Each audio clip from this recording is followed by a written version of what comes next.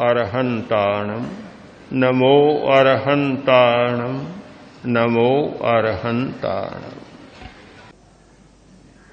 कोई इंजन खराब हो गया मोटर का, अब रास्ते में कोई ठीक करने का साधन नहीं था, इधर उधर देखा तो आगे चौराहे पर एक आदमी बैठा था, एक कोई मिस्त्री बैठा था, कारीगर बैठा था।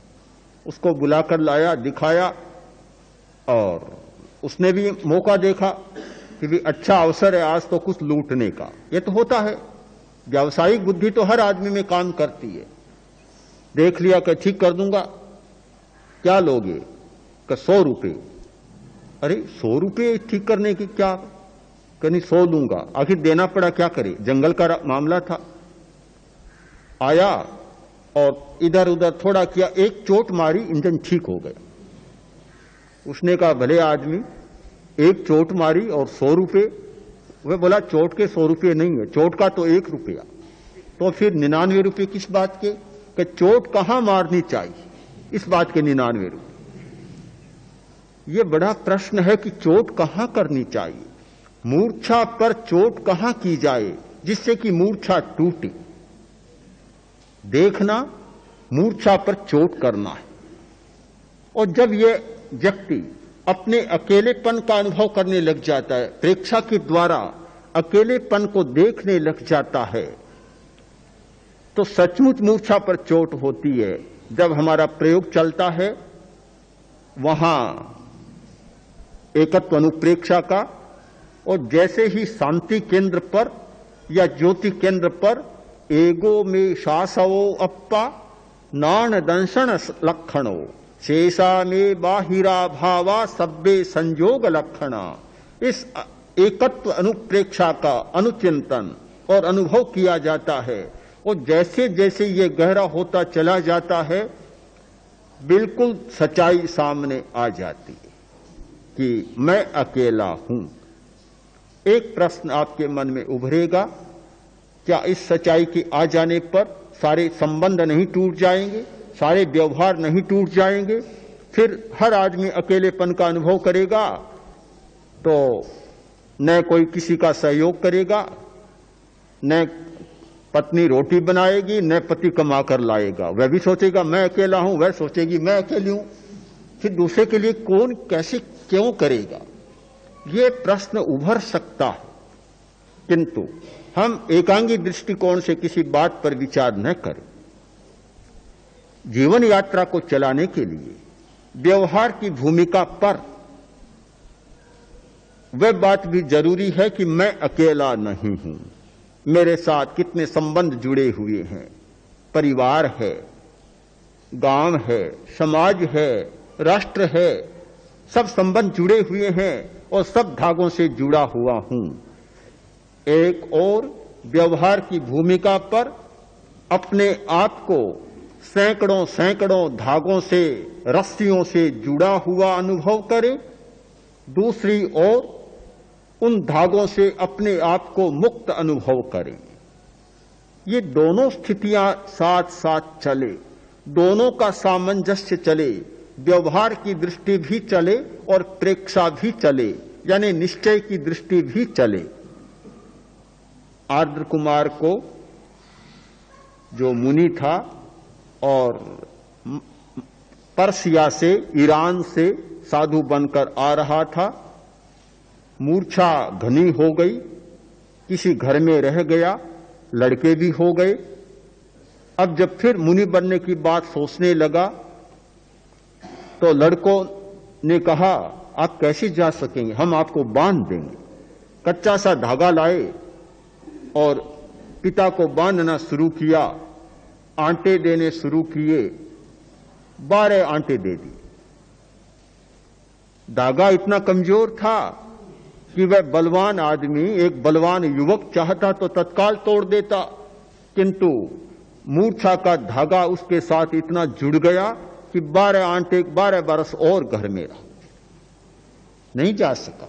तो बंधन धागों का भी है और उसे निभाना जरूरी भी होता है एक गृहस्थ के लिए जो सामाजिक जीवन जीता है।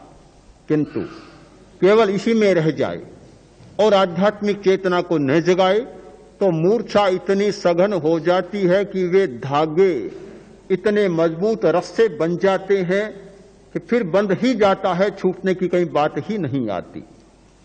तो प्रेक्षा के द्वारा हम अपनी चेतना को जगाएं और अनुभव करें, अपने आप को देखें कि मैं अकेला हूं, मैं चेतन हूं, यह शरीर अचेतन है। शरीर में होने वाले विद्युत के प्रकंपन, शरीर में होने वाले नाना प्रकार के जैविक रसायन, शरीर में होने वाले सारे मूवमेंट, सारी क्रियाएं, सारे हलन चलन, शरीर में होने वाला रक्त का अभिसरण, ये सारे के सारे अचेतन हैं। मैं चेतन हूं और इसलिए शरीर भिन्न है और मैं भिन्न हूं। ये तीन सच्चाइयां सामने, मैं अकेला हूं, मैं चेतन हूं और मैं इस शरीर से भिन्न हूं। जब ये तीनों सच्चाइयां उजागर होती है, अनुभव के स्तर पर समझ में आती है, सुनने के स्तर पर नहीं। जो लोग प्रेक्षा का प्रयोग नहीं करते उनके तो केवल सुनने के स्तर पर यह बात समझ में आती है, केवल मान्यता के स्तर पर वे मान लेते हैं कि ऐसा कहा गया और ऐसा मानना चाहिए।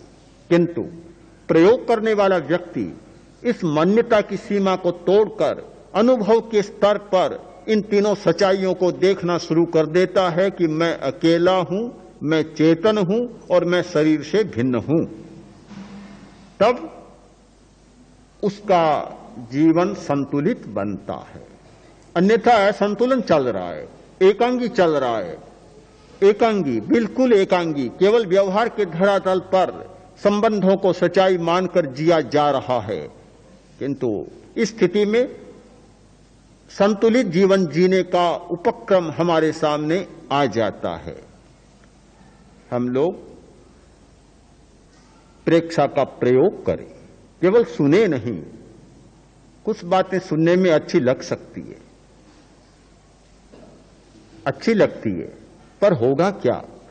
सुना, एक बार मस्तिष्क थोड़ा झंकृत हुआ, थोड़ी झंझनाहट पैदा हुई, कुलबुलाहट पैदा हुई और थोड़ी दूर गए, दूसरी बात सुनी, वह कुलबुलाहट समाप्त। बस काम पूरा हो गया, कुछ भी नहीं बना। सुनने की बात सुनने तक रह जाती है, किंतु प्रयोग करते हैं तब वह बात गहरे में अवचेतन तक चली जाती है। इस स्थूल चेतना को लांघकर अनकॉन्शियस में, अवचेतन में वह बात बैठ जाती है और जो बात अवचेतन तक पहुंच जाती है, अंतर मन तक पहुंच जाती है, वह बात स्थायी बन जाती है। इसलिए आध्यात्मिक चेतना को जगाना जरूरी और आध्यात्मिक चेतना को जगाने के लिए प्रेक्षा का प्रयोग जरूरी। आप लोग प्रयोग में विश्वास करें, अभ्यास में विश्वास करें, बार बार दोहराएं, केवल एक बार करने में संतोष न माने, एक बात को 1000 बार दोहराएं। असंभव लगने वाली बात संभव हो जाएगी। हमारे सामने अनुभव हैं अनेक लोगों के। जो लोग शिविर में आए, जिन्होंने प्रयोग किया, 10 दिन के बाद जाते समय उन्होंने कहा, और बड़े प्रबुद्ध लोग थे, पढ़े लिखे लोग, वकील, सीए, इंजीनियर, डॉक्टर, वैज्ञानिक, उन्होंने कहा हमने कल्पना नहीं की कि ऐसी चित्त की स्थिति बन सकती, ऐसा अनुभव हमें हो सकता है, हमने कभी सोचा नहीं था। यहां ध्यान करें दर्शन केंद्र पर और एकदम साक्षात सूरज यहां उग जाता है। ध्यान करें ज्योति केंद्र पर और चांद उग जाता है, साक्षात दिखने लग जाता है और देखने ही नहीं लग जाता है, सिर गर्मा जाता है, एकदम गर्म हो जाता है, परिणाम भी सामने आ जाता है। यहां ध्यान करते हैं, ठंडक आ जाती है। हमने कल्पना नहीं की थी कि ऐसा हो सकता है, किंतु हो गया। अब क्या करें, मानना ही पड़ेगा। अनुभव के स्तर पर जो बात सामने आती है वह बात स्थायी बन जाती है और अपने लिए एक शाश्वत उपयोगी बन जाती है। इसलिए इस अभ्यास के संदर्भ में आपका यह चिंतन चले कि जो अभ्यास किया है उस अभ्यास को अभ्यास के रूप में चलाना है, निरंतर चलता रहे, ये ज्योति निरंतर जलती रहे, प्रकाश अपने आप आपको उपलब्ध हो।